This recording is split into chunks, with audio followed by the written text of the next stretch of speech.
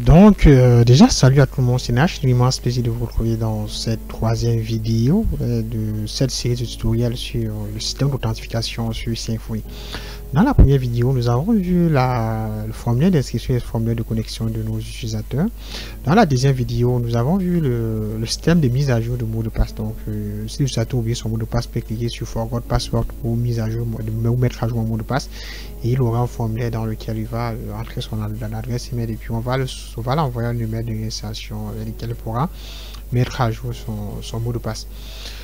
Donc, dans cette troisième vidéo, on va gérer les rôles d'utilisateur. Donc, on va limiter l'accès à un certain nombre de pages, à un type d'utilisateur bien donné. Donc, on va par exemple dire que l'administrateur principal a le droit d'accéder à la page X, la page Y, pendant que l'utilisateur standard n'a pas accès à ces pages-là. Donc, on va définir les liens. Donc, on va définir les routes ainsi que les utilisateurs associés à ces routes-là. Donc, c'est ce qu'on verra dans cette vidéo. Et cette vidéo, c'est vous pouvez passer par les vidéos précédentes si vous n'avez pas encore vu avant de revenir sur celle-ci. Vous pouvez, si vous avez déjà un système d'authentification qui est développé et que vous voulez seulement comprendre le principe, vous pouvez suivre cette vidéo aussi. Donc, ça va vous aider. Donc, je rappelle que je suis développeur, coach. Voilà, vous pouvez me contacter directement à travers mon numéro WhatsApp que j'ai laissé en description. Si vous avez des difficultés, si vous souhaitez travailler avec moi, donc vous souhaitez être accompagné tout au long d'un projet que vous souhaitez mettre en place, voilà, ou d'un projet scolaire, ou tout ce qui est, vous pouvez me contacter à travers cette adresse email, ce numéro de téléphone.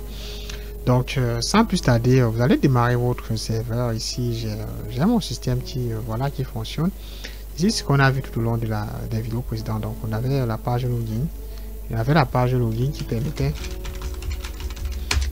de se connecter. Là, il y a un utilisateur qui est connecté à ce nom. On avait la page registre qui permettait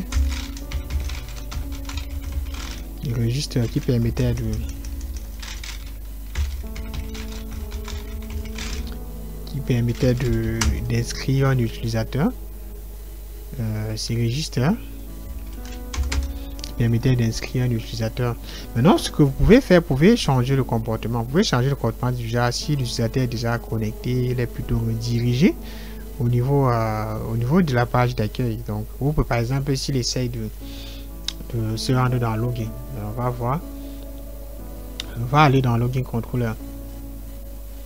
Dans security control, on avait la login. Donc, j'avais regardé ces vidéo. Si vous voulez retirer l'utilisateur, on va dire if $10 get user. Ça permet de récupérer l'utilisateur en session. Si $10 get user existe, qu'est-ce qu'on va faire? On va faire un return $10 redirectory pour on va faire app homepage. Donc, si l'utilisateur est connecté, qu'est-ce qu'on fait? On va plutôt faire une redirection. Donc, ça fera en sorte qu'on ne puisse pas afficher le formulaire disons, de connexion quand l'utilisateur est déjà connecté. Donc, je peux de nouveau aller dans login et que je lance de nouveau. Vous voyez que ici, à ce moment, on est automatiquement redirigé vers la page de connexion quand l'utilisateur est déjà connecté. On peut faire de même pour ce qui est de la page registre. Donc, si l'utilisateur essaie de se rendre dans registration form, dans registre, on va venir ici, juste là.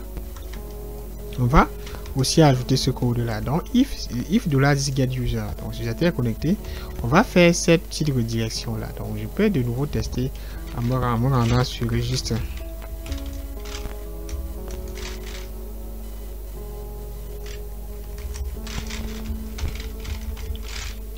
Sur le registre, il serait automatiquement redirigé à ce niveau-ci. Donc, pour pouvoir accéder à cette page-là, l'utilisateur doit se déconnecter. Donc, une fois déconnecté, il peut de nouveau se rendre dans la page login. Donc, en fonction de votre application, vous allez devoir mettre en place tout ceci. Vous allez développer en fonction de vos attentes. Et voilà, donc c'est juste pour vous donner, pour vous montrer le processus que vous pouvez faire pour cela. Ici, l'utilisateur est connecté. Maintenant, ici, on a déjà une session. Dans l'application Symfony, ce qu'on venait de faire, c'est, dans cette partie, on va voir la gestion des rôles. Comment gérer les rôles des utilisateurs. Donc, voilà. On va se rendre dans le fichier homepage controller. Donc, on va tout tester dans cette application. On va tout tester dans ce contrôleur CMS. Vous avez libre dans un cas concret, vous allez créer différents contrôleurs pour pouvoir mieux gérer, pour moi, mieux gérer. Mais ici, le principe, c'est ici, vous allez, tout ce qu'il faut faire ici, c'est de comprendre comment le principe fonctionne. Donc ici, on a cette redirection. Ici, déjà, ce qu'on fait ici, c'est qu'on est redirigé vers, je sais pas, on a un dossier template, on a un index qui se retourné à ce niveau-ci. Donc, on a ceci. On a $10 render room index.html.2 qui passe en parallèle le nom du contrôleur et tout le reste ici. C'est là qu'on affiche.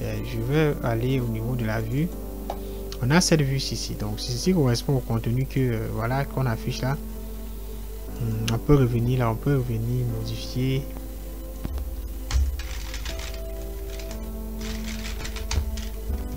Par exemple, on peut mettre la page d'accueil à ce niveau. Et quand on a mis page d'accueil, je peux revenir là, j'actualise, on a notre page d'accueil. Et au niveau du contrôleur, on n'aura plus besoin de passer le nom du contrôleur parce que on n'a vraiment pas utilisé au niveau d'ici. Donc on peut revenir là, on actualise de nouveau, on a ceci.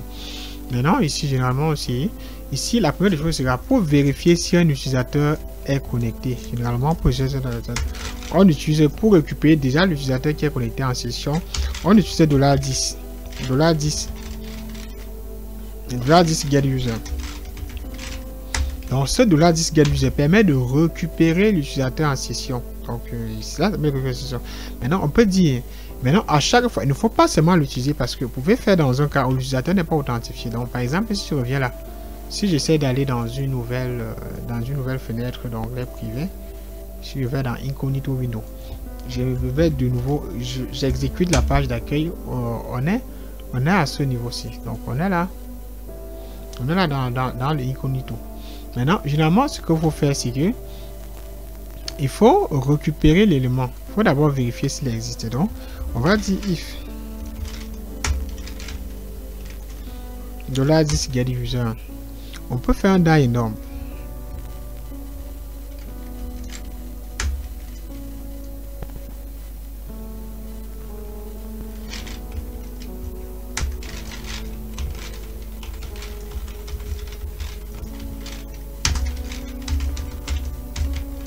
On peut faire un die-indom et on mettre utilisateur connecté. Donc dans ce cas, vous allez utiliser cette vérification. Si l'utilisateur est connecté, qu'est-ce qu'on fait? On va faire un die-indom, utilisateur connecté. Dans le cas qu'on ne fera rien.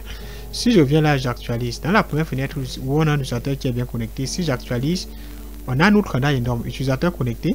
Si je me rends maintenant au niveau de la deuxième page où il n'y a aucun utilisateur, si j'actualise, on n'aura absolument rien. Donc c'est ainsi que vous pouvez récupérer l'utilisateur connecté. Maintenant ici, vous avez l'utilisateur. Vous pouvez récupérer l'adresse email associée à l'utilisateur. Comme c'est lié à l'entité user, vous pouvez, par exemple, de dire $10 get user, get email. Get email, c'est tout à fait normal parce que cela se trouve dans l'entité user. Si on se rend dans user, on aura ce get email. On a get email, get user identifier, get role pour récupérer le rôle, pour récupérer le hash du mot de passe ainsi que le first name et last name. Donc, si je viens là, si je fais $get email, je enregistre ici. Vous pouvez récupérer les éléments de l'utilisateur connecté. On aura l'adresse email associée à l'utilisateur qui est connecté. On peut aussi, au lieu de récupérer l'adresse email, on peut récupérer le first name. Avec le get first name. Get first name, le nom d'utilisateur qui est, c'est aussi lié. C'est associé à l'entité user. Vous retrouvez tout cela dans l'entité user. C'est à ça qui est lié. On a le nom. L'utilisateur connecté, il n'a pas de nom. Rappelez-vous bien, le premier utilisateur, comme on l'avait créé quand on n'avait pas encore mis le système d'authentification, quand on n'avait pas encore associé à ça le système d'ajout de nom et du prénom. Système de mise à jour. Quand on avait ici, on avait le premier utilisateur qu'on va, je sais pas trop, on va modifier exactement la base de données.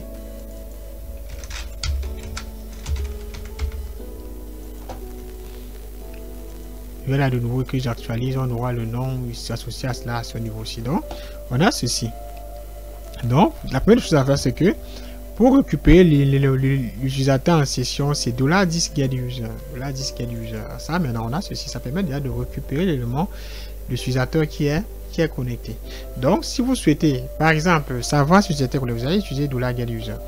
Maintenant, au niveau, ici, c'est au niveau du contrôleur. Comment accéder à cela? Comment vérifier cela au niveau de Twig? Imaginez-vous si on est dans Twig, hein, si on est à Twig, je vais revenir là, je vais supprimer ou masquer ceci. Si j'enregistre pour vérifier si vous êtes authentifié au niveau de Twig, on va utiliser app.user. Donc, je vais me rendre dans le fichier de homepage. Je me rends là. Ici, comment on va faire? On va vérifier. Actuellement, on va le vérifier à partir de Twig. Ici, je vais essayer de faire ceci. Maintenant, par exemple, ici dans Twig, on va vérifier ici. Ici, on va créer une condition.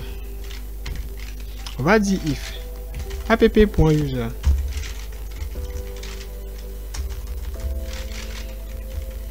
app.user. Si app.user, qu'est-ce qu'on va faire?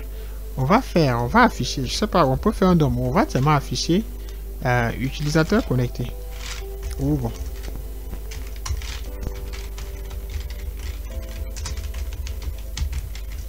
Utilisateur connecté. Ici, si je viens là et que j'enregistre, si je reviens là de nouveau, si j'actualise, comme on a un utilisateur connecté, on aura le message utilisateur connecté. Vous voyez comment on a pu vérifier à partir de Twig sans passer par un contrôle. Maintenant, si je passe maintenant dans le cas où l'utilisateur n'est pas identifié, si j'actualise, on n'aura pas ce message là. Donc, voilà. On a donc cette vérification là. Vous pouvez mettre else.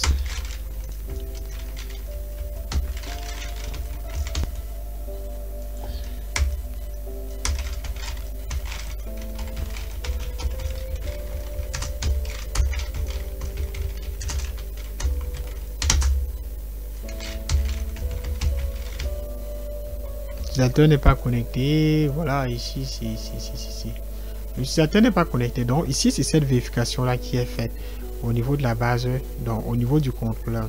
Donc, on a vu comment vérifier comment l'utilisateur est connecté. Maintenant, après la vérification, après cette vérification, on va venir là. On va effacer ceci. On va maintenant gérer le système de rôle. On va gérer le système de rôle. Et aussi, il y a aussi une petite, je sais pas trop, une petite précision au niveau de security. Dans le répertoire, dans config, si on se rend dans config à ce niveau, on part dans package, on aura, voilà, on aura le fichier de configuration de notre bundle security qui est security.yaml. Si vous rendez là, vous avez tout un ensemble de choses. Vous avez déjà la lifetime, c'est-à-dire le temps de la durée de la session dans le navigateur de connexion. On a remember me. Ici, on a un certain nombre de choses. Vous avez la propriété. Est-ce que vous souhaitez ici, comme on avait choisi email comme étant l'identifiant, vous pouvez modifier ici. Si vous souhaitez plutôt prendre le nom de l'utilisateur au niveau du formulaire de connexion, vous pouvez mettre first name. Si vous voulez modifier, bien sûr,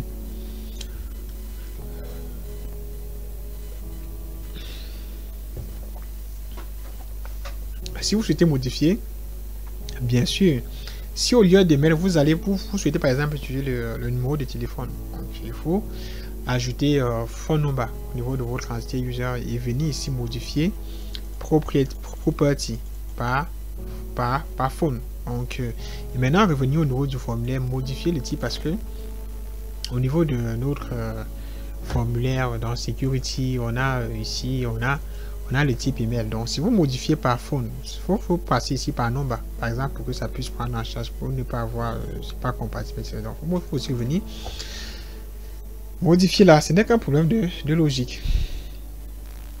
Après, maintenant, dans security, on a juste à la fin, on a ce système-ci. On a, attendez voir, on a access control. Ce access control permet de gérer des rôles. Si je viens ici, si je décommande ceci, on a le rôle, on a la route slash, si vous avez ajouté à ça tout type de rôle que vous allez pouvoir créer. Donc ici dans access control, on va créer un premier rôle qui est par exemple je sais pas trop, super admin. On va voir comment j'ai tout ça. On va créer un rôle super admin. Ensuite on a le rôle admin, ensuite on a le rôle profil. On peut aussi créer par exemple le rôle éditeur.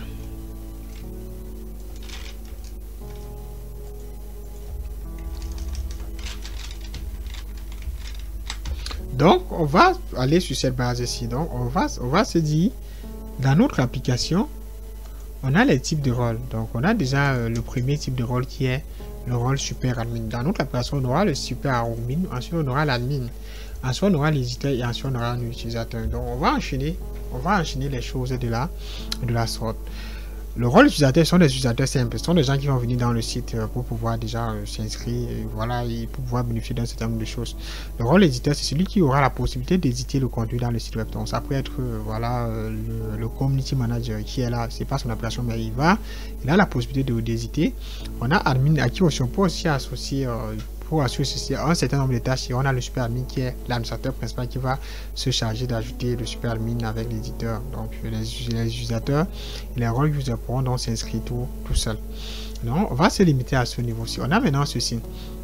Ici, Symfony peut nous permettre de gérer à partir des routes. On va dire toutes les routes commençant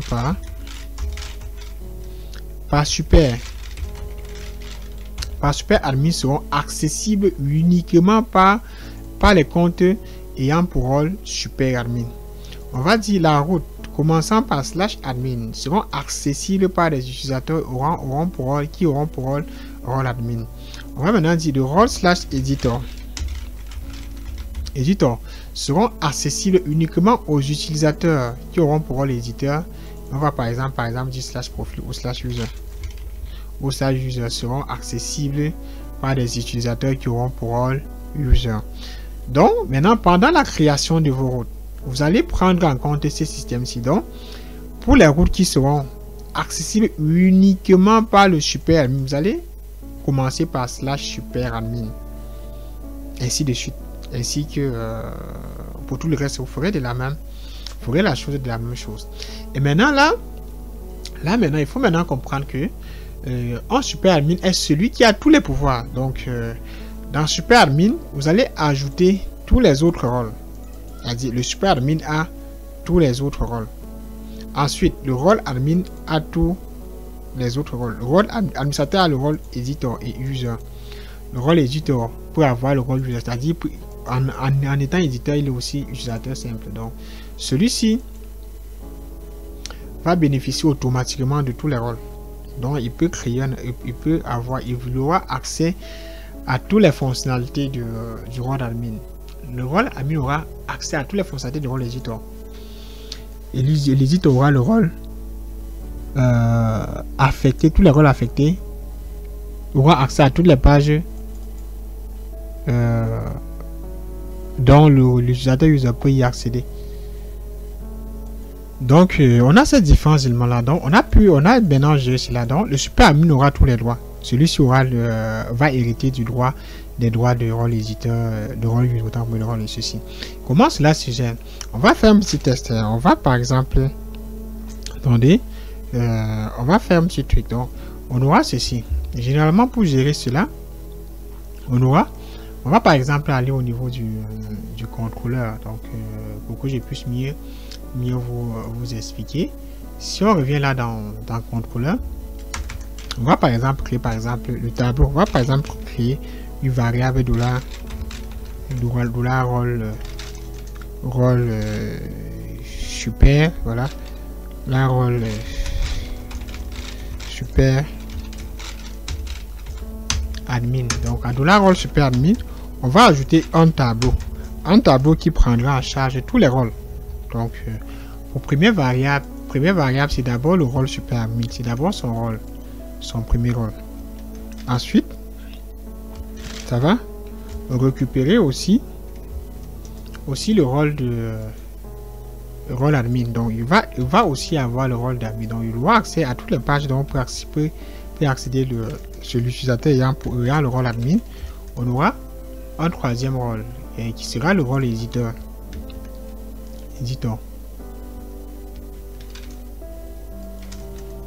Ensuite, il va aussi avoir la possibilité, il aura aussi le rôle user. Jusqu'ici, c'est bon. Donc, on a ce tableau qui regroupe ces éléments-là. Donc, ça suppose donc que le rôle, on n'aura que le super admin.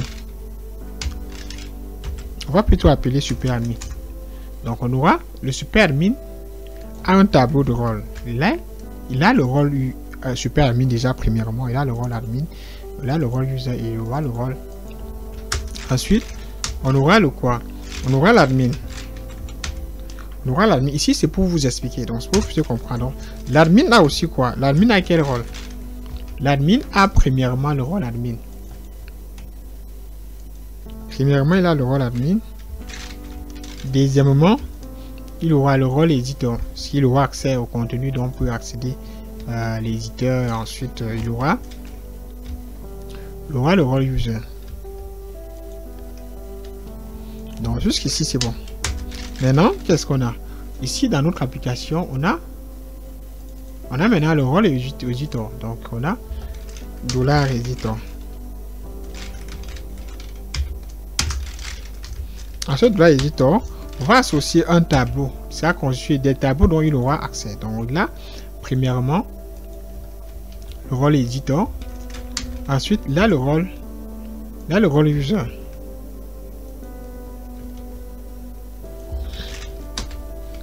Maintenant, on aura maintenant $user, qui est un utilisateur simple qui n'a que le rôle user. Donc jusqu'ici, c'est bon. Ici, c'est rôle user ou tout simplement c'est vide. Parce que quand c'est vide, c'est considéré en tant que rôle user. Vous pouvez venir là mettre rôle user ou de laisser cela à vide. Donc quand vous avez le rôle user, donc tous les utilisateurs au niveau de la base de données, et ça peut se voir au niveau de la base de données. Donc si je me viens là, on a les utilisateurs qui sont connectés. Tous ceux dont le tableau est vide sont des rôles users, c'est-à-dire ils ont accès à la session. Ils sont des rôles users. Maintenant, qu'est-ce qu'on va faire? On va modifier. On peut le modifier à la main, parce que c'est ici, on peut venir là. On peut, par exemple, décider qu'un utilisateur est super admin. Par exemple, je veux considérer comme ces éléments. Vous allez récupérer le contenu du tableau. Donc, vous allez venir là.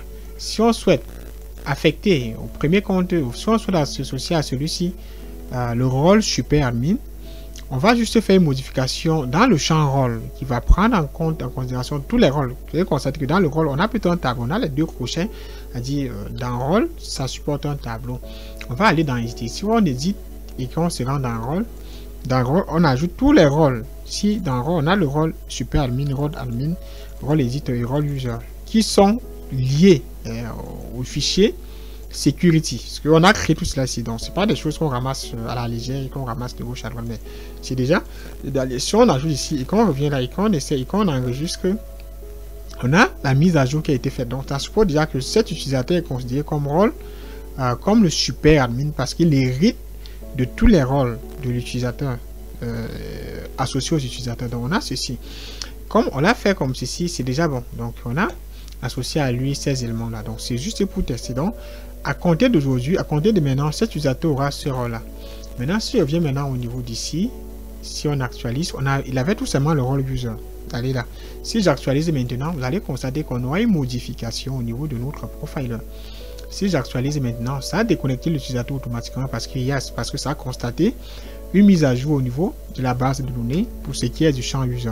Donc, à chaque fois que vous faites une mise à jour de l'utilisateur au niveau de la base de données, le système se déclenche automatiquement pour reconnecter l'utilisateur. Donc, là, on va se rendre dans la loading. On va de nouveau connecter notre utilisateur. Donc, en entrant ces vrais identifiants de connexion, si je clique maintenant sur se connecter, ça va connecter l'utilisateur. Si je reviens maintenant là, vous allez maintenant que on a maintenant au niveau de rôle, on va constater que cet utilisateur a déjà le rôle super admin. En plus, là aussi 3 rôles. Donc, si on peut survoler pour voir ces différents rôles admin, éditeur et tout le reste. Donc, vous avez déjà cet utilisateur qui est associé à celui-ci.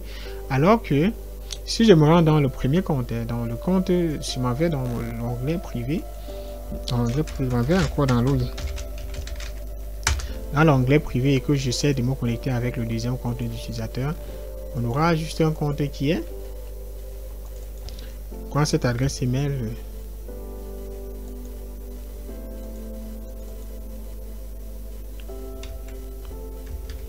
c'est de connecter l'utilisateur.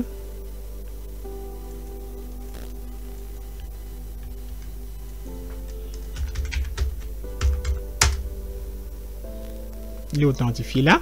Au niveau des rôles, vous allez regarder, il n'a uniquement le rôle user. Donc, quand le tableau est vide, et quand le champ rôle, le niveau de la base de données est vide, ça considère automatiquement comme le rôle user. Et vous pouvez même aussi regarder cela au niveau de l'entité. Si on se rend dans l'entité user, allez voir que tout cela est 0 au niveau de l'entité user. Si on se rend là, vous allez voir role user. On dit $role ici. Dans le rôle ici, on affecte automatiquement, on affecte déjà le role user. Quand pour la partie inscription, donc c'est ici que cela est vu. Maintenant, ici, on a vu comment on peut affecter. Et je rappelle que vous pouvez affecter directement au niveau du contrôleur. Donc, généralement, dans nos systèmes qu'on travaille, généralement, on affecte. Donc, on permet déjà à ce que les utilisateurs puissent déjà s'inscrire. Les utilisateurs s'inscrivent normalement. Et maintenant, si vous souhaitez, dans votre application, vous pouvez c'était le premier utilisateur à la main. Vous pouvez développer un système déjà qui va détecter le premier utilisateur à s'inscrire. Donc, si ce premier utilisateur s'inscrit en tant que super admin, le reste va venir s'inscrire en tant qu'utilisateur. Après donc l'inscription, vous pouvez par exemple dans la page administration du super admin mettre un lien sur les utilisateurs sur ajouter comme éditeur ou ajouter comme super admin. Et en cliquant donc sur ajouter comme admin, ça fait une mise à jour au niveau du compte. Par exemple, on va faire un petit exemple. On va setter le deuxième utilisateur. Celui-ci, comme par exemple comme éditeur. Ce que vous pouvez faire, c'est que comme c'est un tableau, on peut déjà commencer par importer le user. Donc on peut déjà dire $user égale à new user égale à $new user. On peut dire $user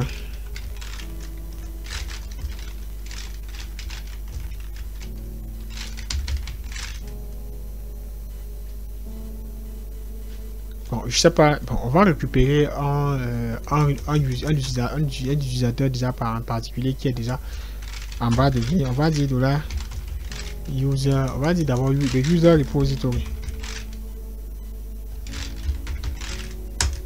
$user repository. On va dire ici dans le on va dire $user est égal à $user repository.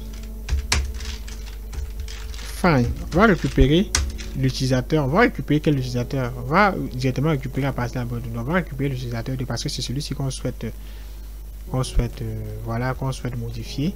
On va passer l'identifiant, mais vous pouvez passer cela, gérer cela à partir du lien, c'est-à-dire gérer cela automatiquement. Là, user find 2, c'est-à-dire ça va rechercher l'utilisateur qui a pour identifiant 2. Et maintenant, dit $user set role.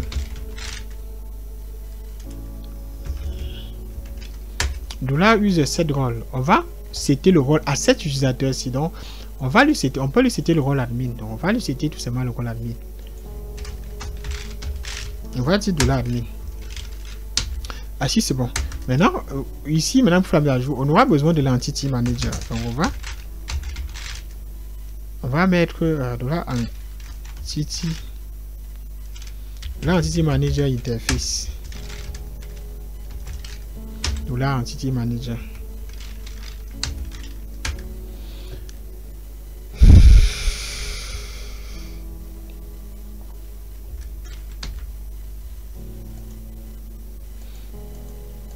Maintenant, on a ceci. Maintenant, à partir d'ici, qu'est-ce qu'on peut faire? Comme déjà.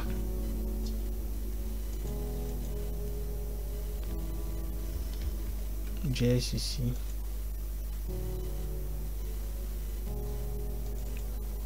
Donc ici, comme j'ai déjà seté, j'ai déjà fait ici et puis j'ai seté le rôle à celui-ci, set role, parce que c'est là, la user set role.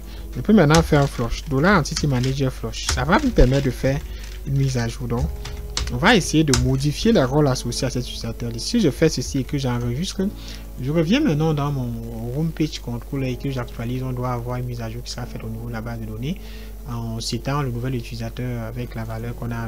Voilà, si je reviens là que j'actualise, donc vous pouvez constater que vous pouvez modifier directement dans le contrôle, donc modifier. Et généralement, c'est conseillé de gérer cela à partir disons, à partir donc il faudra faire en sorte que l'utilisateur, c'est l'admin principal qui puisse modifier. Et donc, dans la plupart des systèmes, c'est ainsi. Donc, tout le monde d'avoir la possibilité de s'inscrire, c'est-à-dire, quand on s'inscrit automatiquement, on est en rôle user. comme on venait de le faire comme avant cette vidéo. Les utilisateurs s'inscrivent en rôle user. Et puis donc, on peut donc modifier. Le premier utilisateur qui est le super admin, vous pouvez modifier à la main. Au niveau de la base de données, c'est pas tuant parce que ce n'est qu'un seul utilisateur. Vous pouvez modifier à la main, mais le reste, le rôle éditeur, admin, tout ça, vous allez donner la possibilité à l'admin principal de pouvoir citer cela. Donc, allez dans la page de dashboard, donc dans la page d'administration pour le super admin, créer une page qui va permettre d'affecter des rôles utilisateurs, qui va déjà lister tous les utilisateurs inscrits dans l'application. Et à côté, vous pouvez mettre un lien, ajouter comme admin ou ajouter comme éditeur. Tout simplement, ça va permettre de gérer cela. Jusqu'ici, c'est déjà bon. Jusqu'ici, on a paramétré et tout est fonctionnel, tout est nickel. Si je me rends maintenant dans le deuxième cas, je sais pas, au niveau de d'ici, j'actualise, ça va aussi déconnecter l'utilisateur.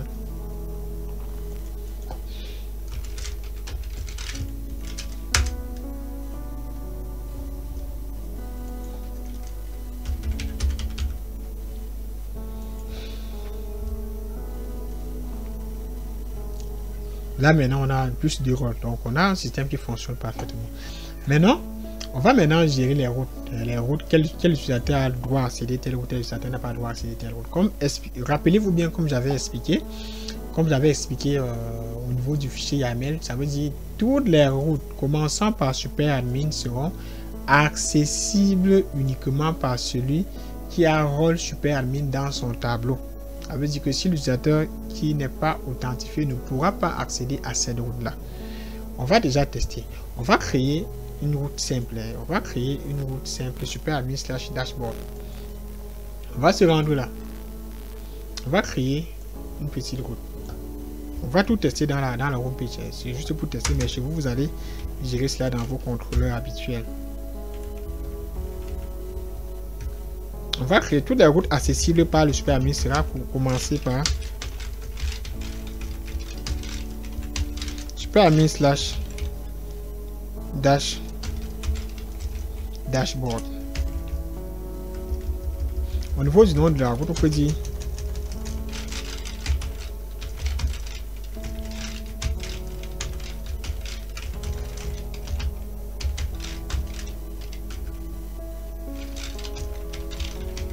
on peut l'appeler ceci ainsi. On va dire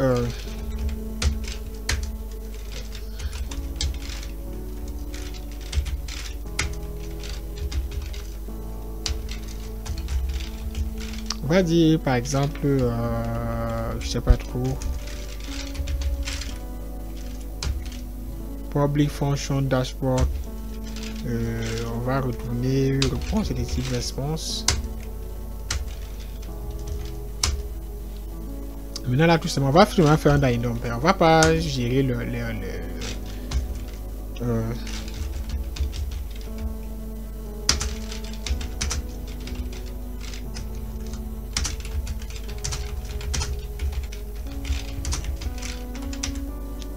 ici on va entrer ceci, connecter en tant que super, connecter en tant que super admin. Vous allez voir, on a cette route qui commence par dashboard. Cette route ne sera accessible que par des utilisateurs qui auront le rôle super admin. Ça suppose donc que comme celui-ci, c'est le deuxième cas. Dans le deuxième cas, comme celui-ci n'a pas de rôle super admin, là le rôle admin n'a pas de rôle super admin. Donc s'il essaye d'ouvrir cette route là, il sera bloqué. Donc ça va pas fonctionner. Donc si je reviens là, si je récupère cette route et que je reviens là, je reviens dans son cas, dans le cas du deuxième utilisateur. Je passe là. Si je retourne ceci, je vois que on a accès denied, c'est-à-dire accès non autorisé. Accès non autorisé. Donc qui est en fait, disons, qui est une erreur 403. Mais en production, vous aurez une erreur. Si je passe l'application, on va passer l'application en production pour que vous voyez ce que vous aurez comme erreur. Je passe en pro. Je fais un Symfony.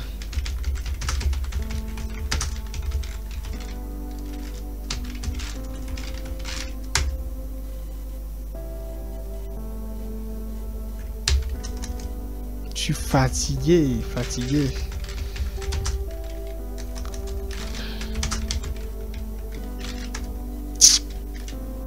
Ça sont les effets de la fatigue. Je suis fatigué.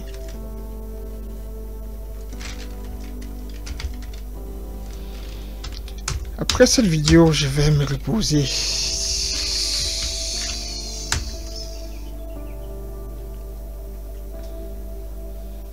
Parce que j'en ai besoin. J'en ai vraiment besoin.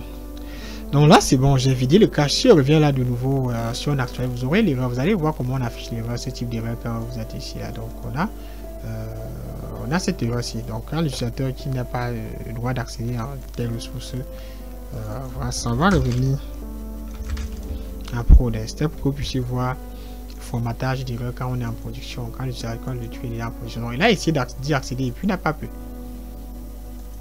Et que j'ai enregistré, non, c'est def. Il devient un beau de def, un def.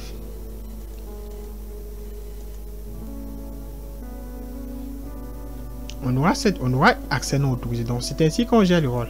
Alors que si on essaie de s'y rendre à partir du compte de celui qui a le rôle super admin. Donc par exemple ici, cet utilisateur a le rôle super admin. Donc voilà, on peut voir la super admin. Si je me rends donc là,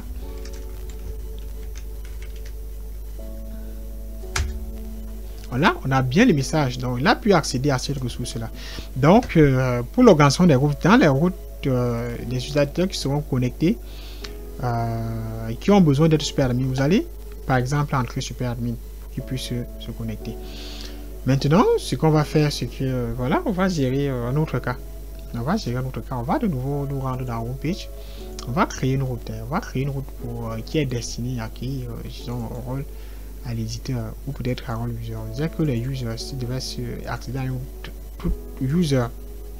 On va maintenant créer une nouvelle route. On va toujours se rendre dans notre contrôleur. Donc pour créer des routes, vous allez vérifier les droits. Donc les droits. Au lieu de super admin, on va appeler cela user. User slash dashboard.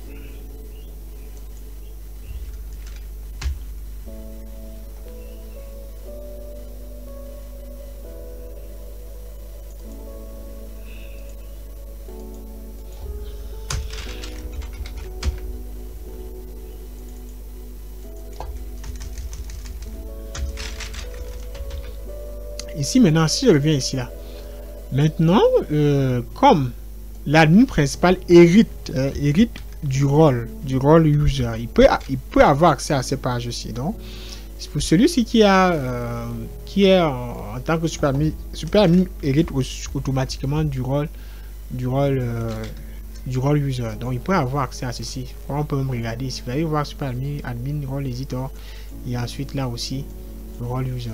C'est ainsi que les choses sont. Donc il peut avoir accès à cette page aussi. Mais pour ceux qui n'ont pas là,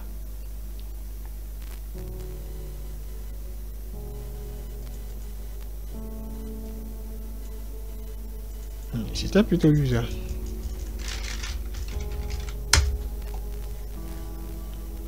Il y aura au niveau de la route user slash dashboard. Je vais copier et puis je reviens. Je valide. Aussi, si on a vous connecté en tant que user, donc l'admin principal a accès à ces ressources parce qu'il hérite du rôle user. Donc là on a aussi de même pour le deuxième cas. Celui-ci peut aussi avoir cette page, avoir accès à ceci sans se déranger parce qu'il hérite aussi de cela. Mais par contre, un utilisateur qui non authentifié, on va tester pour un utilisateur qui n'est pas authentifié, ne pourra pas accéder. On va aller dans une nouvelle dans un nouvel onglet privé, voilà. Pour un utilisateur non authentifié, il n'aura pas accès à cela. Attendez voir slash user slash dashboard. J'espère que cet utilisateur n'est vraiment pas authentifié. Attendez voir, il y a quelque chose qui ne marche pas.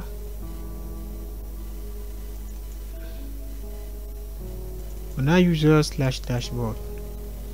Attendez, je vais documenter ceci. On verra vraiment si authentifié ou pas. Donc ici il est authentifié. Donc je dois, c'est normal, donc je dois le déconnecter. Ah, ça allait me surprendre. Je dois le déconnecter. Si je déconnecte l'utilisateur et que je reviens toujours là, que je valide, vous allez voir que ceci, comme ici n'est pas authentifié, quand il s'agit du rôle user, il est automatiquement redirigé à la page login. Donc à la page login. Donc c'est ainsi que vous allez faire pour pouvoir gérer des rôles. Tel utilisateur a le droit d'accéder à telle route, tel utilisateur n'a pas le droit d'accéder à telle route. Et j'espère qu'ici j'ai expliqué l'essentiel. Donc si vous avez des problèmes de compréhension, vous n'avez compris pas quelque chose, vous pouvez le laisser en commentaire. Donc je n'hésite pas de répondre à toutes vos questions. Donc au niveau de l'organisation, ça s'organise déjà depuis le security. Donc à chaque route, vous allez modifier la route. Donc la route commence par ça, je vous laisserai la route qui sera accessible à tous les utilisateurs, ayant pour rôle user. Et comme ici, dans security, on avait ceci, voilà, on avait ceci qui définit ceci et on avait un tableau associé à chaque utilisateur. Donc là, on a ceci qui fonctionne bien. Et ici, on a toujours cette mise à jour qui se passe à chaque installation. Donc, on va modifier cela. Donc, vous pouvez modifier exactement en créant un système qui va permettre de modifier cela au niveau du contrôleur. Donc, je vous apprends rien. Donc, vous savez déjà comment créer, modifier tout ça. Donc, ici, c'est beaucoup plus axé sur le système d'authentification. Et pour des routes, prenez le soin de bien ranger vos routes. Savoir que quel route c'est pour tel type d'utilisateur, tel utilisateur hérite de quel rôle. Tel utilisateur, à partir de ça, vous allez tout au long de la construction de votre application, vous allez vous baser sur ce système de rôle là pour pouvoir définir les routes, parce que quand on développe des applications modernes, on ne définit pas les routes de manière hasardeuse. Prenez le temps de définir en fonction du rôle, en fonction de qui peut accéder à telle route. Ici, on a juste fait des dames et d'hommes, mais dans le concret, vous allez retourner exactement, exactement ce qu'il faut, exactement ce qu'il faut. Donc ici par exemple, il va vous montrer par exemple le cas d'une application. Ici c'est une application, vous avez ici plusieurs types d'applications. Dans ce cas, vous avez des routes admin, editor, voilà, professeur, home login, register, et il y a aussi un rôle qui est automatiquement géré par Symfony. Donc ça c'est un cas pratique. Ici c'est un rôle qui est automatiquement géré par Symfony. Ici vous avez le rôle public access. Donc c'est automatique, ça se gère de manière automatique, donc vous n'avez pas besoin de l'implémenter. Vous pouvez mettre public access, vous mettez le lien, ça sera des rôles qui seront accessibles automatiquement. Non, ce qui sera accessible par des utilisateurs non authentifiés, c'est-à-dire de manière publique, tout le monde pourra y accéder, pas besoin de s'authentifier, et ainsi de suite, comme tout le route. Donc voilà, donc c'est ce rôle-là, qui existe aussi sur Symfony. C'est implémenté de base dans le bundle security de Symfony. Donc, comme je disais ici, ça correspond à personne. Pour la gestion des routes, vous allez prendre le soin de bien définir les URL. Par exemple, là, vous allez voir /porta, alors qu'ici, on avait dans security, on avait ce /porta. Donc, c'est pas défini de manière légère, c'est pas défini à la légère. Donc, on prend en considération de qui aura accès à cette ressource-là. On va définir cela. On a par exemple, si on va dans, je sais pas trop, doc info, on a editor /doc info. Donc c'est ainsi qu'on organise la recherche. Je suppose que tous les utilisateurs qui auront pour rôle,